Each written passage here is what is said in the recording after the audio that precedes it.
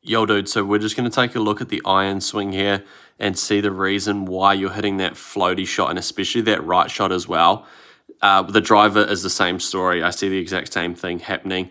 So this iron swing is just going to give us a gauge, and I'm just going to show you as to what I see specifically that's happening that's causing you to get this floaty shot.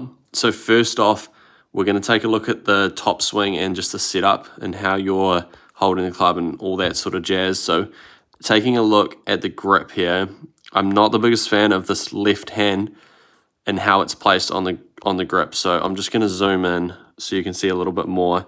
So what I see happening is that it's in a little bit of a weaker side of a grip, meaning that if you have a little bit of a weak grip, you're going to have a tendency to open up the club face unless you have other things that are going to offset that open club face. And in my opinion, you just don't have enough things to offset that open club face. And so if we just take a look at the grip, it's not going to be that hard of a fix. It'll take a little bit to get used to, but once you get used to it, you're going to be able to hit a much more penetrating flight and hopefully get rid of or lessen the amount of times you're going to miss it out to the right. So just take note of that left-hand grip here. In the demonstration video, I'll explain clearly as to what's happening and why it's happening. In this video, I just want to show you what's happening with your swing and what I see happening. So let's take it back up to the top. I'll just get rid of that circle. So we'll zoom back out. So still staying with that top swing. Backswing position looks fine. We're going to see this a little bit of an open club face in the more of the bottom video. But what I do notice here is that it is a little bit blurry just because it's inside. So ideally, when we have sessions moving forward, if you can get outside, it would be great just to see your swing outside, just so that you can see it a little bit clearly. I can sort of see what's going on, but it is a little bit easier when it is outside. So just taking a look at where your hands are located in this position here. So I will send you a screenshot of someone to compare to. I'm just going to send you a video of Sam, and I'm just going to flip him right-handed. It's just someone to use as a good example because he hits a very penetrating ball flight and he's able to flight it really strongly.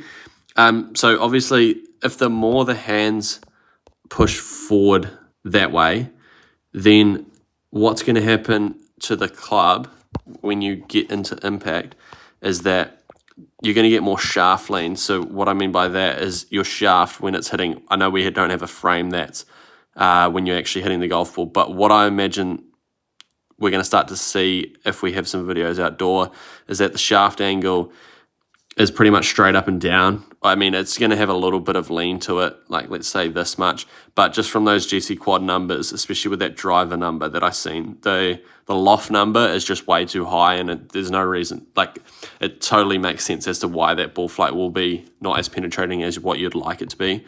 So what you'll start to see when we work on that grip is we want to see a bit more shaft lean at impact. Now, shaft lean is just a byproduct of how you work the club face in the backswing and then into the downswing. So it's not going to be an intentional focus on trying to get shaft lean. It's basically just going to be working on the grip. And what we're going to notice when we work with the grip is some ball flights are going to come in that you're not used to, and then we can start to blend in that shaft lean to get that ball starting on line and also have a more penetrating ball flight. Ideally, the easiest way to go about this is just change the grip, and then hopefully that ball flight will start to just be more penetrating straight away. But there is a chance that that won't happen, and I'm going to give you drills to be able to work on it, and we'll get it into a place where you're able to hit a much more penetrating ball flight and actually control that right miss that you have. So just write down that screenshot for Sam to send to you. And then so when we just follow through, there's not really much that is pertaining to that, let's say, less shaft lean than what we need. We can see it more in this bottom video here. So if we just put your eyes to that bottom video, the big thing that I see here, bro, is after impact, what you're going to notice is your right arm is going to really roll over that left arm. So it's almost like you're saving it from going to the right. And that's usually pretty much every single time I see people swinging it like that is because their club face is just too open. Let's say at like this position here just before the swing. I can't see exactly what's happening with the face, but your release pattern and how your arms are working and hands are working that club after impact is just a clear sign as to what's happening. So what you're going to start to see is that whenever this pattern here, and so what I mean by that right arm is just like, you can see that we'll just get rid of that circle. So the right arm is almost like curving or rolling over just to try to square that club face up.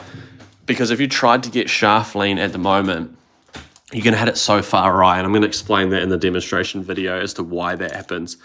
And so the positions that you're in, like you're just reacting to how the club face is, mainly because of the grip. But in the backswing, it gets open, and then it gets, in the downswing, it's still open as well. So you have to feel like you roll over that right hand.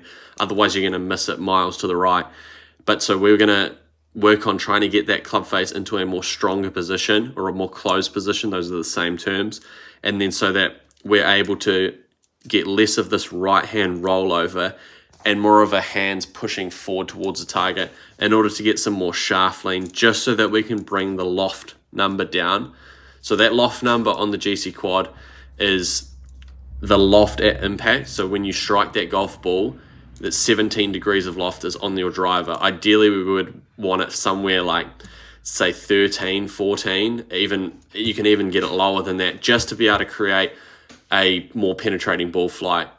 And so just with this, if you have any questions about what we've looked at in the swing, just flick me a message about it, and then we can always talk about some other things that are happening if you do have any queries about whatever's happening. But a lot of it is just a byproduct of how you're setting up with your hands. Like, you've really got no other option but to release it and add a lot of loft to the golf club when you're hitting the golf ball. So that's the reason why it's coming out floaty, is because there's not a lot of shaft lean. So the angle of the club when you're hitting the golf ball is pretty much straight up and down. And ideally, we'd want to see the hands forward and the club back. So just creating that angle in the shaft, which I'll show you a screenshot of Sam, and you'll see clearly what I'm talking about and the difference in how you're swinging it versus how he's swinging it.